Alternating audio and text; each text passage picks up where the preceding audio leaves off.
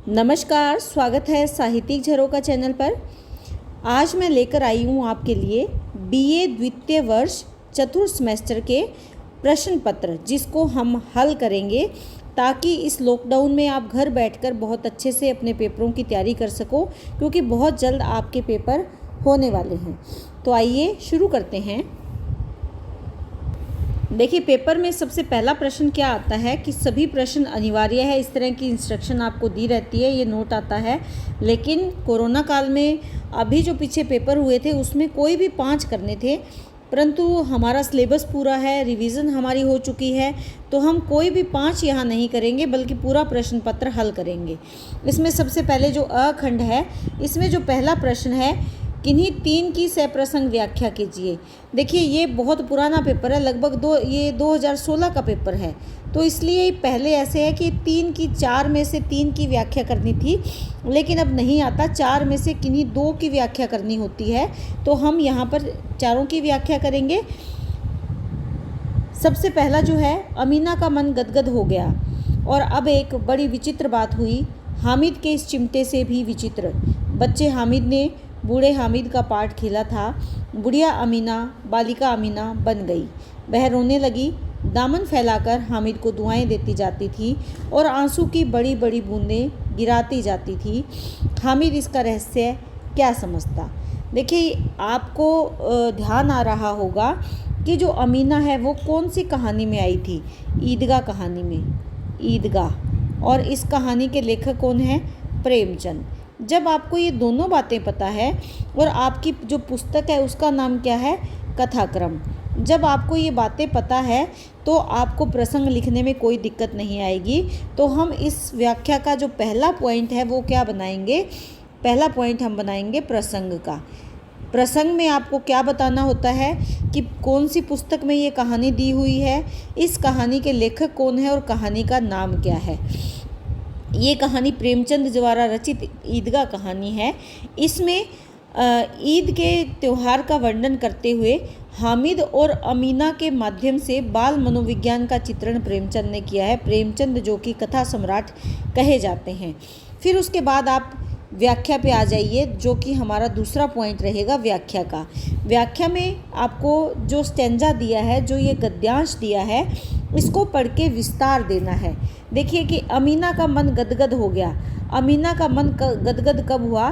लेखक इस कहानी में बताते हैं कि जो हामिद है वो ईद का त्यौहार मनाकर ईदगाह जाकर मेले में जाकर वापस आ रहा है, और जब वो वापस आता है तो अपनी दादी अमीना के लिए लोहे का चिमटा लेकर आता है, और वो चिमटा जब दादी अमीना को हामिद देता है तो उसका मन गदगद हो जाता है, खुशी से भर जाता है। और अब एक और भी ज़्यादा विचित्र बात हुई, हामिद के इस चिमटे से भी विचित्र। हामिद का चिमटा विचित्र कैसे है? क्योंकि हामिद अपने बाल मन की सभी इच्छाओं को दबाकर उस चिमटे को दादी के लिए खरीदता है, तो ये बहुत ही अलग बात है। बच्चे हामिद ने बूढ़े हामिद का पार्ट खेला, और ये उससे भी कहीं ज़्यादा विचित्र बात है कि जो बालक हामिद था वो बूढ़ा हामिद हो गया है, यानी जिम्मेवारियों को वो समझने लगा है, और वो इस बात को भली भांति जान गया था कि मेरी इच्छाओं से कहीं ज़्यादा दादी की सुरक्षा का ध्यान रखना उसकी जिम्मेवारी बनती है, या वो अपनी जिम्मेवारियों को समझ गया था। क्यों? क्योंकि दादी जब उसके लिए रोटियां सेकती तो उसके रोज़ हाथ जल जाते थे। उन्हीं हाथों को जलने से बचाने के लिए हामिद दादी के लिए चिमटा ले आता है। बुढ़िया अमीना बालिका अमीना बन गई। हामिद बुजुर्ग बन गया, बूढ़ा हामिद बन गया। क्यों? क्योंकि दादी के लिए की सुरक्षा का भाव उसके मन में था। और जो बुढ़िया अमीना है वो बालिका बन गई। क्यों? क्योंकि उसका मन गदगद हो गया था। वो इतनी खुश हुई हामिद के द्वारा लाए गए चिमटे को देखकर कि खुशी से रोने लगी। उसकी आंखों से आंसू बह निकले। दामन फैलाकर हामिद को दुआएं देती जाती, और आंसुओं की बड़ी बड़ी बूंदें उसकी आंखों से गिर रही थी, क्योंकि वो बहुत ही मुश्किल में हामिद का पालन पोषण कर रही थी। और ऐसे में हामिद ने जब ये कार्य किया, दादी के लिए चिमटा लेकर आया, तो दादी खुद एक बच्चों की तरह बिलख बिलख कर रोने लगी। किसके कारण? खुशी के कारण। लेकिन बालक हामिद इसका रहस्य नहीं समझ पा रहा था, क्योंकि दादी के मन की बात हामिद अभी नहीं जानता था, छोटा बालक था। लेकिन वक्त ने हालातों ने, परिस्थितियों ने हामिद को बड़ा बना दिया था, जिम्मेवार बना दिया था। तो यही लेखक इस कहानी में बताना चाहते हैं। और हामिद के माध्यम से जो बाल मनोविज्ञान का चित्रण है वो लेखक ने बहुत ही सुंदर तरीके से किया है। उसके बाद तीसरा पॉइंट बनाएंगे विशेष का। विशेष क्या है? पहले विशेष में आप बताओगे भाव क्या है। भाव क्या है? बाल मन की विचारों को या बाल मन की अभिव्यक्ति यहाँ पर लेखक ने की है। उसके बाद भाषा कैसी है? सहज सरल भाषा का प्रयोग किया है, लेकिन तत्सम तद्भव के साथ उर्दू के शब्दों का प्रयोग है। क्यों? क्योंकि ईद के त्यौहार का वर्णन है, यानी मुस्लिम वर्ग के पात्र हैं, तो यहाँ पर उर्दू के शब्दों का प्रयोग हुआ है। उसके बाद पॉइंट बनता है वाक्य विन्यास, कि वाक्य कैसे हैं। वाक्य सरल हैं, रोचक हैं, ये आप यहाँ पर लिख लीजिएगा। विन्यास, वाक्य सरल हैं, सहज हैं और रोचक हैं। इसके बाद अगर देखें शैली कौन सी है। शैली मुख्यतः कहानी में कौन सी होती है? संवादात्मक शैली होती है, लेकिन यहाँ पर ईद के त्यौहार का वर्णन किया गया है, तो वर्णनात्मक शैली को भी आप यहाँ पर लिख सकते हैं। तो ये अंतिम जो तीसरा पॉइंट बनेगा वो विशेष बनेगा, जिससे कि हमारा ये गद्यांश पूरा हो जाएगा। तो इस तरह से कोई भी गद्यांश आए, आपको उसकी व्याख्या इसी 3 भागों में बांटकर करनी है। अब अगला देखते हैं आगे क्या है। दूसरी जो व्याख्या है, यह रहस्य मानव हृदय का है, मेरा नहीं, राजकुमार। अब आपको क्या याद करना है कि राजकुमार कौन सी कहानी में आया था? ये आया था पुरस्कार कहानी में। राजकुमार कहाँ का है? मगध का राजकुमार है। और उससे बात कौन कर रहा है? जो मधुलिका इस कहानी की नायिका है और सी मित्र की पुत्री है। तो सबसे पहले आप इसका क्या लिखोगे? प्रसंग लिखोगे। प्रसंग में आपको 3 बातें ध्यान में रखनी है कि कौन सी पुस्तक में ये कहानी है, जिसका नाम कथाक्रम है, जो कि आपके सिलेबस की किताब है। किसकी लिखी हुई कहानी है? जयशंकर प्रसाद की। कहानी का नाम क्या है? पुरस्कार। ये तीनों बातें अगर आपको याद है तो आप प्रसंग बहुत अच्छे से लिख पाओगे। उसके बाद आती है बात व्याख्या की। जब आप इस गद्यांश को पढ़ोगे तो आपने अगर कहानी बहुत अच्छे से पढ़ी है, अगर नहीं करी तो कहानी का सार ज़रूर कर लेना। मैं करवा चुकी हूँ, आपको मैं लिंक डाल दूँगी, उससे आप कर सकते हो। तो यह रहस्य मानव हृदय का है, मेरा नहीं। मधुलिका कहती है किससे? राजकुमार जो अरुण है उनसे, क्योंकि राजकुमार उसको देखते हैं जब वहाँ पर भूमिदान की बात चल रही होती है, भूमिदान का प्रोग्राम होता है, समारोह होता है, तो राजकुमार उसे देख रहे होते हैं और शाम के समय वो मधुलिका के पास आते हैं और वो उससे प्रश्न करते हैं कि तुम यहाँ पर कैसे जीवन जी पाओगी और क्या रहस्य है। वो रहस्य जानने का प्रयास करते हैं। तो मधुलिका कहती है कि ये मेरा रहस्य नहीं है, ये तो मानव हृदय का रहस्य है, कि हर मानव, प्रत्येक मानव का जो हृदय है वो किससे भरा हुआ है? रहस्य से भरा हुआ है, केवल मेरा ही नहीं।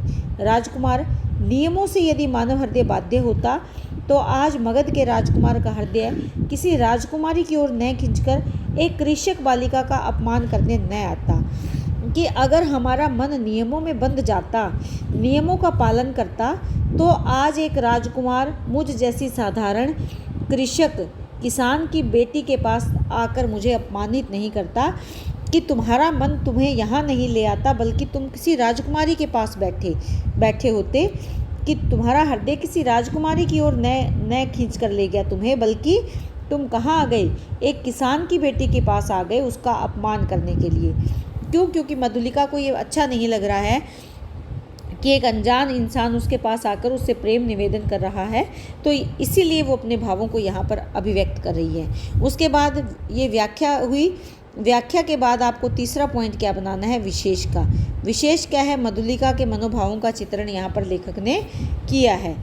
इसके पश्चात वही भाषा क्या है, को कैसी है, शैली कैसी है, वाक्य विन्यास कैसा है, शब्द चयन कैसा है, ये आप इसके विशेष में दे सकते हैं।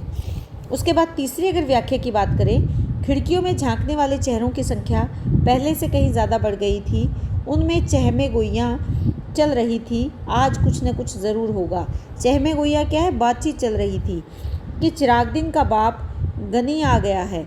चिरागदीन किस कहानी में है? गनी कौन सी कहानी का प्रमुख पात्र है? तो ये कौन सी कहानी है?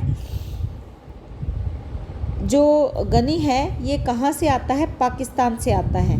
किस लिए आता है? अपने बेटे चिरागदीन के जहाँ पर उसकी मौत हो चुकी है उस जगह पर आता है। तो यहाँ पर गनी की मनोस्थिति का चित्रण है, और गनी जब वापस आता है तब कैसे वहाँ के जो लोग हैं आपस में बातचीत वहाँ पर करते हैं। लेकिन सबसे पहले आपको क्या ध्यान में रखना है, कहानी ये किसकी कहानी है? ये कहानी मोहन राकेश की कहानी है, और कहानी का नाम क्या है? मलबे का मालिक। तो जब आपको ये सारी बातें याद है तो आप इसका प्रसंग लिखेंगे, लेकिन सबसे पहले आपको ये देख लेना है कि 4 में से 2 आप कौन से करना चाहेंगे। तो यहाँ पर मोहन राकेश कहानी के रचनाकार हैं, मलबे का मालिक कहानी है, गनी इसका प्रमुख पात्र है, गनी मियाँ। और वो जब वापस लौटकर अमृतसर की गलियों में आता है तब लोग आपस में बातचीत कर रहे हैं, उसी का चित्रण इस गद्यांश में लेखक ने किया है। फिर आप इस गद्यांश को पढ़कर इसकी व्याख्या करोगे और अंत में इसका विशेष दोगे। विशेष में वही बातें रहेंगी, मुख्य भाव क्या है, भाषा कौन सी है, शैली कौन सी है, वाक्य विन्यास कैसा है, इस तरह आप इसके विशेष बताओगे। उसके बाद जो आखिरी हमारी व्याख्या है वो क्या है? पिताजी के हृदय में जैसे अतीत जलने लगा था, उसका विश्वास जिसे पिछले 30-35 सालों से वे अपने सीने में लगाए चौधरी के गुणगान करते नहीं अघाते थे, अघाने का मतलब थकना, आज अचानक कांच की तरह चटक कर उनके रोम रोम में समा गया था। ये किसकी बातचीत चल रही है? ये बातचीत कौन बता रहा है? पिताजी। किसके पिताजी? सुदीप के पिताजी। सुदीप कौन सी कहानी का पात्र है? 25 चौके 150। देखिए, ऐसे जब आप इनको याद करोगे तो आपको बहुत आसानी से ये पात्र याद रहेंगे। तो ऐसा नहीं है कि आप भूल जाओगे। अगर एक बार आपने कहानी बहुत अच्छे से पढ़ी है तो आप इनको आसानी से याद कर सकते हैं।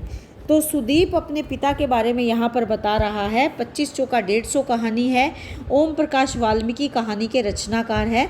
ये सब आप प्रसंग में बताओगे।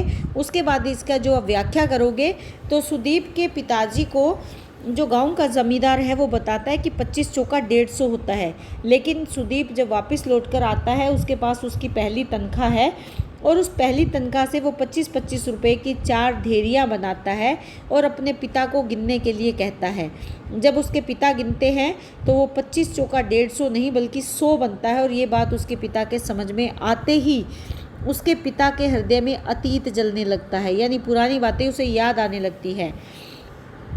उनको विश्वास था किस पर? गांव के चौधरी पर। पिछले 30-35 सालों से वो अपने सीने से लगाए चौधरी के गुणगान गाते नहीं थकते थे, लेकिन आज वही प्रेम, वही सब कुछ कैसे कांच की भांति चटक गया है और उनके कण कण में पीड़ा कर रहा है। उनके रोम रोम में ऐसे लगता है कि वो कांच समा गया, अर्थात उनके कण कण में, उनके रोम रोम में पीड़ा हो रही है, पीड़ा का अनुभव वो कर रहे हैं।